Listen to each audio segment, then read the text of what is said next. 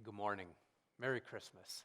Thank you for sharing part of your Christmas morning with me. I hope you have a great day planned. Sandy and I are celebrating this year in a way we've never celebrated before.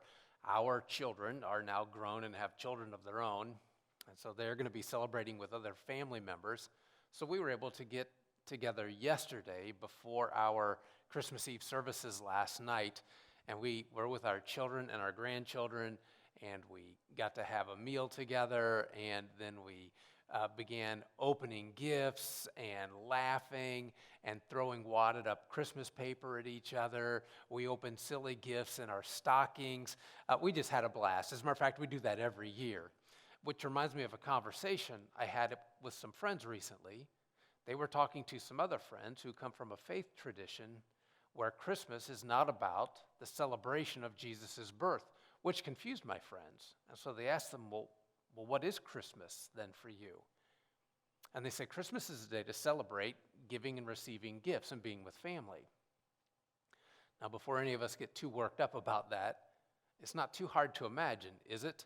The same thing happening in our homes, especially if you have children or adults who act like children, right, around you. You get up in the morning and there's a rush for the tree, and especially if you have family coming over later and the train just keeps rolling, that you can get to the end of the day and the one that we meant to celebrate, we realize we forgot to celebrate it all. That's why every year we stop.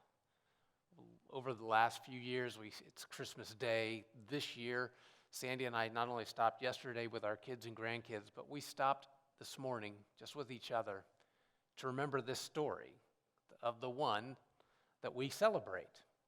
And I just wanted to read that this morning.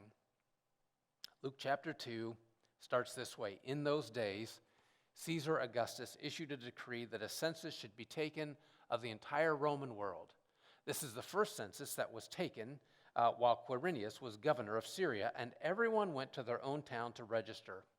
So Joseph also went up from the town of Bethlehem and of Nazareth in Galilee to Judea, to Bethlehem, the town of David, because he belonged to the house and the line of David. And he went there to register with Mary, who was pledged to be married to him and was expecting a child.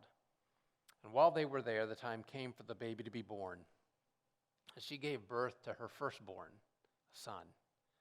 And she wrapped him in cloths and placed him in a manger because there was no guest room available for them. You know, I have a friend who told me that every year they act that story out with their young children. I said, really, what part do you get to play? He said, every year I'm the donkey. I said, that figures. I don't know how you do that, how you stop and remember this story. Maybe it's acting it out with your kids. Maybe it's reading it together like our family does, or reciting it like our family does at times as well. Maybe it's just having someone read it to you online. Listen, I'm just glad whatever it is that you do to help you remember why this day that we celebrate is special to us.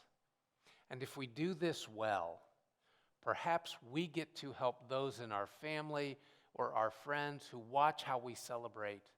Maybe we get to help them understand the words that Molly Brown said. She said, Christmas is love tugging man back to God with the powerful grasp of a tiny hand reaching out from a bed of straw. Listen, I hope you all have a great Christmas.